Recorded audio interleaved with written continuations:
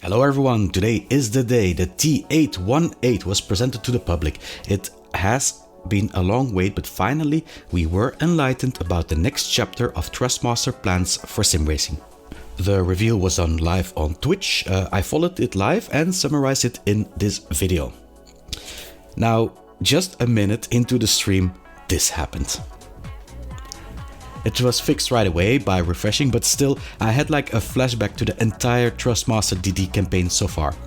So onto the specifications. The continuous torque the T818 has is 10 Nm, which places it just above the max torque of the Fanatec DD with the boost at 8 Nm and the 11 Nm of the Logitech DD. It seems they also spend a lot of effort in the latency of the wheel, meaning you should have an even more fluent communication between the game and your base. They also talked a lot about the direct drive being unfiltered, meaning you should feel more the condition of the track better than before. Somehow, this feels a bit like a snare towards Logitech's True Force. The quick release seems to be very straightforward and easy. It can be exchanged in a matter of seconds, and as announced earlier, all the previous steering wheels will fit on the new base. I am, however, not sure that it is made out of metal. You will need to apply an adapter to the existing steer wheels though. There will be one adapter included with the purchase of the wheelbase. The rest of the materials used are a mixture of plastic and metal. I assume that the middle part will be metal and front and rear seems to be made of plastic. You can customize the side panels too. Standard they come with the silver blue metal ones, but you have 10 different colors and designs of panels that you can exchange them to. Of those 10 I saw there are 5 available to order via the site. Normally I would say that this is not really interesting, but in about every review for Thrustmaster bases I pointed out that they were boring, so I guess they worked on that a bit. Nice. There is also a LED strip worked into the octagon, which is a nice add-on if you want to show off. However, it should also be able to interact with the telemetry coming from the game. The ports available are for the external power supply, one USB-C port, one port for the pedal set and one RJ45 port for future use. Note that there is no PS2 port for attaching the shifter. The base itself will have 4 fixation points to mount it to your rig.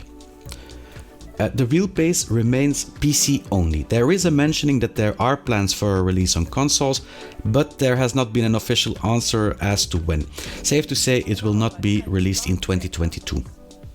In the package you will receive a standalone base, metallic blue plates and one QR adapter for your current steering wheels. The prices will be $649.99 for EU, $599.99 for UK and $649.99 for the US.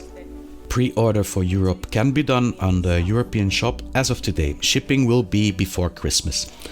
For the Americas, the T818 will only be available from March 2023.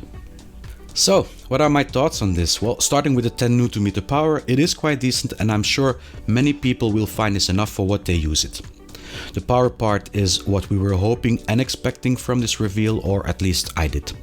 The pricing itself is nothing out of the ordinary. With €649, it is €150 more expensive than a CSL DD base, which is already quite a lot, but you can for sure find it at lower rates when there is a promotion. What does bother me is the missing PS2 port for my shifter. Granted, this is a PC version where you can connect it via USB, but if this will also be the case for the console versions, yeah, it would be a shame to have to buy a new shifter. Something else I miss here is that, yeah, there is nothing really outstanding for this base. Why, except for already being invested in the Thrustmaster ecosystem and the availability in your region, would you buy this one over a Fanatec CSL DD? Where I still had an argument with the TDFB for the TGT, I don't have a good argument except for, yeah, well, it's a direct drive. The design is okay, I guess. I can see they did some efforts in making it more attractive with the LEDs and exchangeable metal plates, but I don't have a wow feeling for it. In general, I see a base which seems good on paper for specs at a decent price that will certainly attract a lot of sim racers. Then on to the comments. If we take a look at the comments from last video, there were 2 comments that were liked more than the others, and well, both are very to the point. Slap had pointed out the difference in revealing new hardware between the two mainstream manufacturers, where Thrustmaster was teasing to bring out their product last year, then tucked back the tail between their legs, started some failed starting likes campaign to eventually announce that all info would be given out today. Logitech just said to the world one day, here is a DD, it's compatible with all major platforms, have fun with it. No bullshit, just putting it out there. Second comment from Knowledge Sharing Tech, the more DD makers, the better for consumers, and that is something that, yeah, even though you are committed to a DD brand already, it is interesting for the future. For exact a year now, we had Fanatec dominating the affordable direct drive market. This means that there was simply no choice. If you wanted direct drive under 1K, you went for them. What would be even more interesting is to see a brand like Moza also enter the mainstream market and offer compatibility for consoles. But that will be another news episode. Unfortunately, at this moment there is still only one brand sub 1K for consoles, but I hope Thrustmaster will shift into gear and bring out their product for consoles too soon. A last comment coming from Banana, they already moved on to Fanatec. Yeah, it's a comment I think I have in about every video I made so far about this release, and yes, it's a fact. Will this reveal bring back users? Yeah, I don't think so, but at least Thrustmaster users invested in the ecosystem now have something to look forward to. Thank you all for watching. I hope you had something from this video. Don't forget to leave a like or a comment. It really helps the channel grow. If you want to be kept informed about other news and reviews, consider to subscribe to this channel. See you all next video.